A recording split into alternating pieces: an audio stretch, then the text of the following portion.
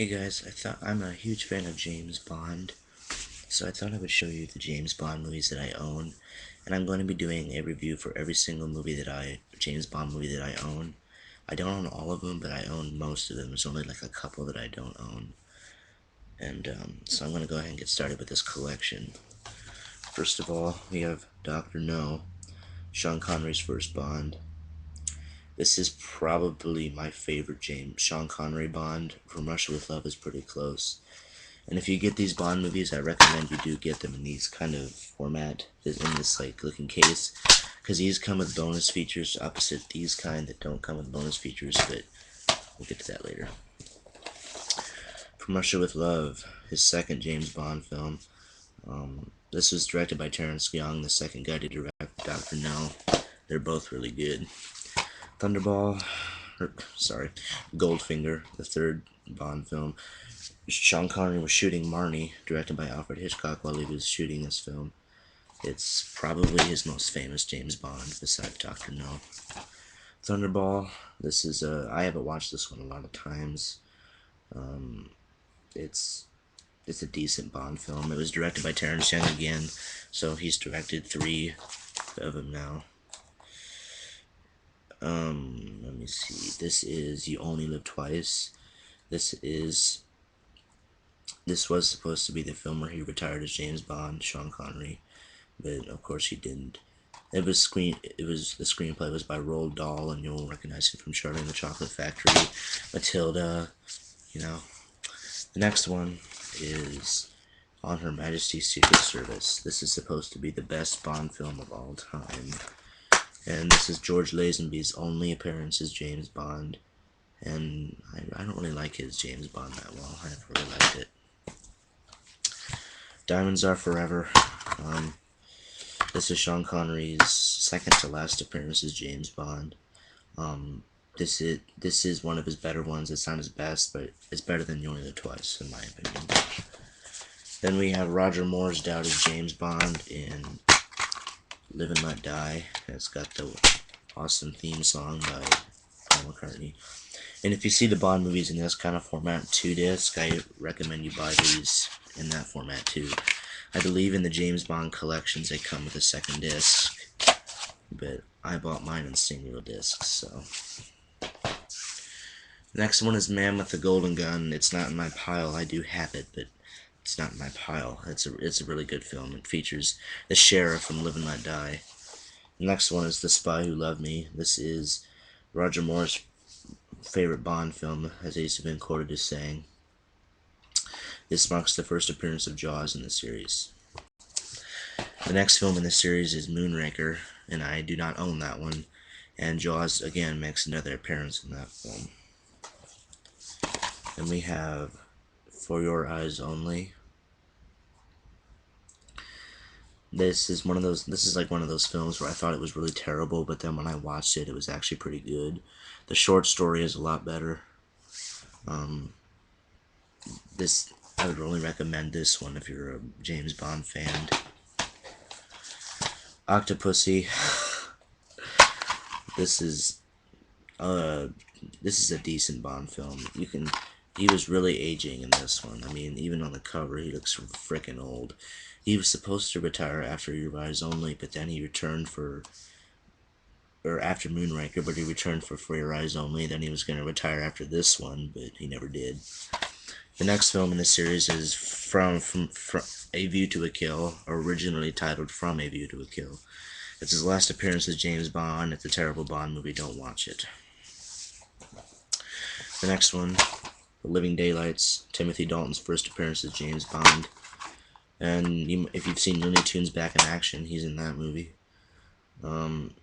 Timothy Dalton's Bond closely resembles the book version of James Bond the most. I would recommend this. It's got some great music. The score for this movie is really good. License to Kill.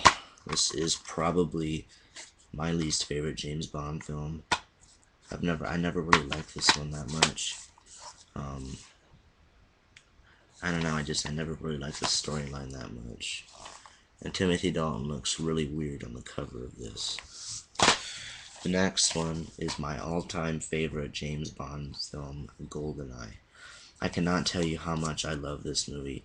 I love the music, I love the video game, I love Pierce Brosnan, I love Alan Cumming, and Famke Jennison, who was Jean Grey in X-Men. Valentin Surkovsky's in this film, and he makes his next appearance in The World Is Not Enough. It's brilliantly written. This is by far the best Bond film ever made. I absolutely love it. Pierce Brosnan's next Bond was Tomorrow Never Dies. I do not own that one. It's it was a really disappointment after GoldenEye. They could have done a lot better for this second one.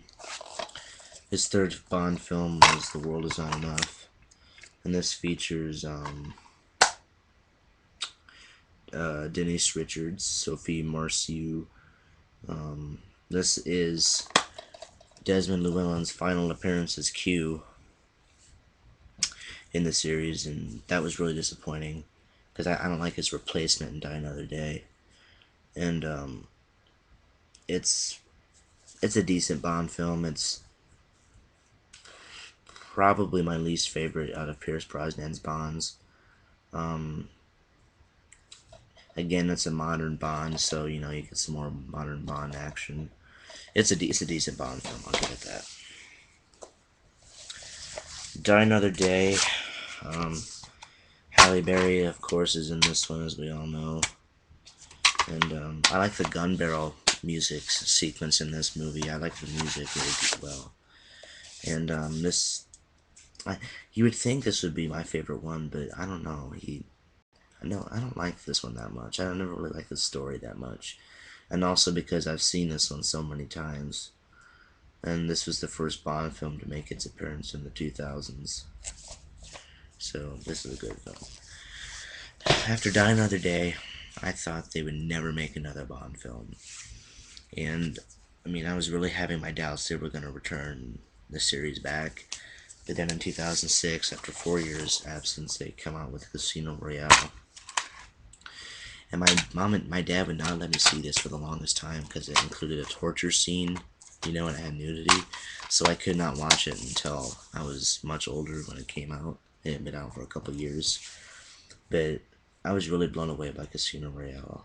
I've read the novel, and it follows the novel in spirit, not really in, tech or something like that. But this is a great Bond film. Daniel Craig at his best. Judi Dench again is M, and I'm glad they brought her back. I wish they would have brought at least the guy that plays Q's replacement in Die Another Day, at least in this movie, or at least someone to play Q. But the girl who plays Leva Green, she plays Vesper Lind. She's really hot in this movie. I absolutely love this film. And then, after the wonderful success of Casino Royale, they come out with this garbage. I had high hopes for Quantum of Solace. I had read the short story. The short story has nothing to do with the movie. They just took the title of the short story and they put it with this movie. It has absolutely no reference to the short story whatsoever. Maybe in the frivolous spirit you could think of, but this one is they had to continue the story of Casino Royale into the next Bond film. We have to wait to the third Bond film to get a fresh story, and that's not coming out until 2012.